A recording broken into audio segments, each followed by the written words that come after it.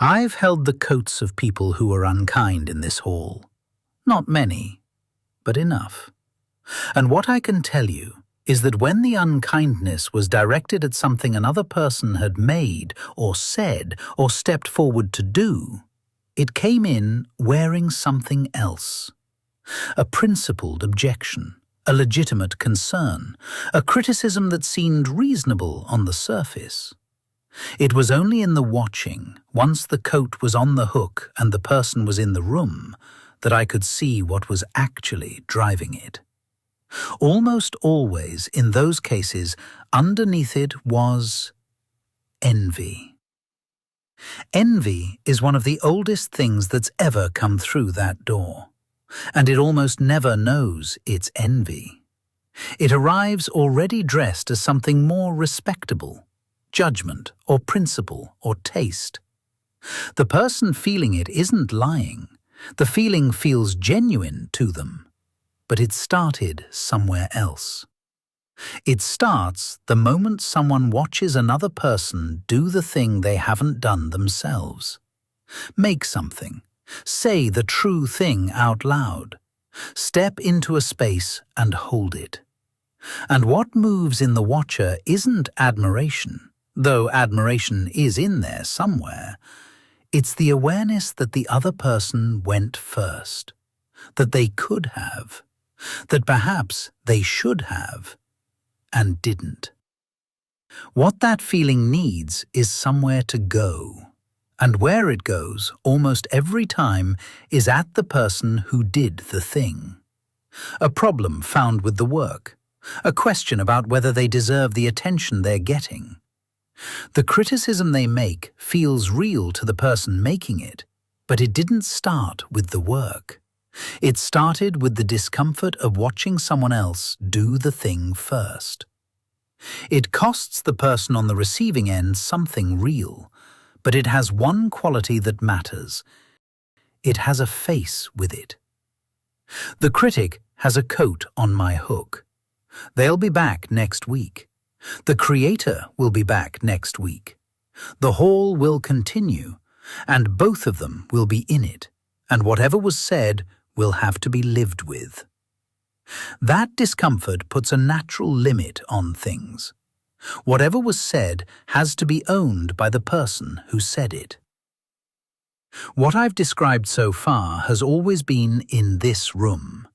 A coat on my hook, a face in the room, a person they were unkind to, a hall they'd both be back in next week.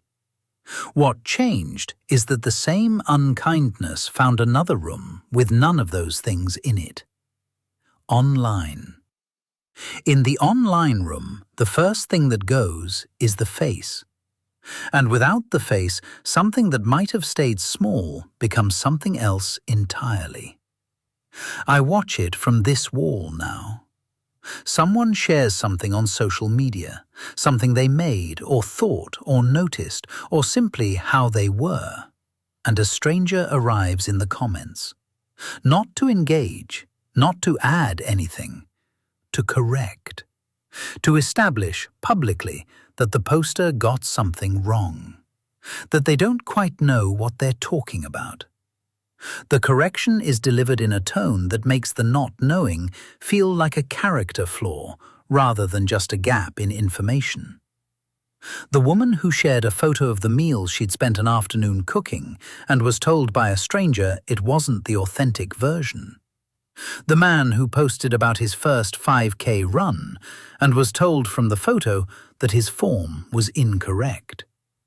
The girl whose dress was questioned, fabric, fit, occasion, by someone who'd never been in the same room as her.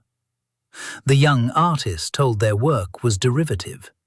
The musician whose recording was corrected by someone who'd never picked up an instrument. The parent who shared something their child made and received in return 3 things they were apparently getting wrong. The person who used a music genre term with enthusiasm and was told, precisely and publicly, that they'd used it incorrectly, that they didn't really know the thing they thought they loved. Each of these cost almost nothing to deliver online. A few seconds. No face required. No room to come back to.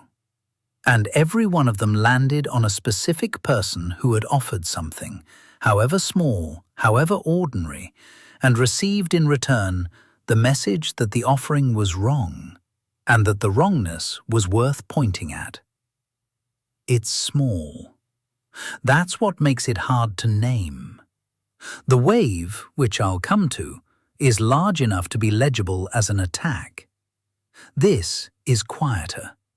Just a correction. The person on the receiving end isn't sure they're even allowed to feel stun. But they are stung, and they carry it, and they'll think twice before sharing the next thing. That thinking twice is exactly what the correction was for. In my hall, a correction delivered in that tone would have landed on everyone in the room. The person making it would have felt the slight shift in temperature, would have had to be that person in front of everyone, and come back next week and be that person still. Online, there's no temperature to shift. The comment sits on the post, public and permanent, and the person who left it has already moved on to the next one. Then there's the wave. Someone shares something on social media, makes something visible that they'd put themselves into, and the response comes back not as individual voices, but as volume. Comments arriving faster than they can be read. The same contempt in slightly different words, again and again, from people with no face, no coat, no stake in anything. Nothing invested, nothing to lose. No hall to come back to next week. The sports player who gave an honest interview opinion and found the other side's supporters arriving in their thousands. The journalist whose piece got picked up by a large hostile account and shared into an audience that had never heard of them before that morning. The teacher who posted something about their classroom and woke up the next day to find it had been screenshotted and reframed into something it wasn't. The actor who shared a view on something they cared about and discovered within hours that caring about it publicly had a cost they hadn't been told about before they paid it. I've watched the face of the person holding their phone while this happens to them. And it isn't anger I see there first. It's bewilderment. Not at the criticism itself. People who've shared things in rooms have always had to absorb criticism. But at the shape of it, or the absence of shape. Because what arrives through the screen has no edges, no single voice to understand or respond to. Just volume, from everywhere, with nothing to look back at. That's what anonymity actually does.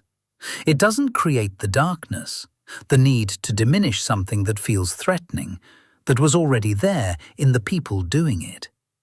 What anonymity did was remove the friction that kept it local. The cruelty already existed. Social media gave it a frictionless channel and infinite reach, and removed every consequence that might have given the person delivering it pause. The result is something this hall has never produced and never could. Not because the people in here are so much better, because the hall never gave cruelty a way to travel without a face on it. It was always attributed. But some of what arrives in those online waves isn't envy at all. Some of it carries something I recognize, the manufactured fear. The machinery that looks at a room's genuine anger and gives it a direction, a face to point at, a target to organize around. Online, that machinery found the fastest channel it had ever had. And the target isn't always political now. Sometimes it's a creator. Sometimes it's a person who said something or simply is something a bit different that was decided somewhere outside this hall to be worth pointing the anger at. The people in the wave often don't know they've been pointed. I've watched someone come through that door carrying fresh outrage, certain of it, righteous with it, and I've recognized the shape. The feeling is entirely theirs. But the direction it was given came from somewhere else, before the phone was even in their hand. I've seen this machinery work before, in this hall, in different eras through different channels.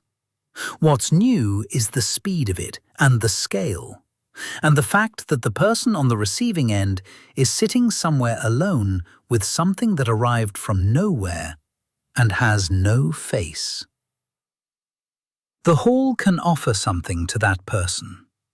The coats on the hooks, the faces with something in them, a conversation that belongs to specific people in a specific room, one that has a beginning and an end and a temperature that everyone in it can feel.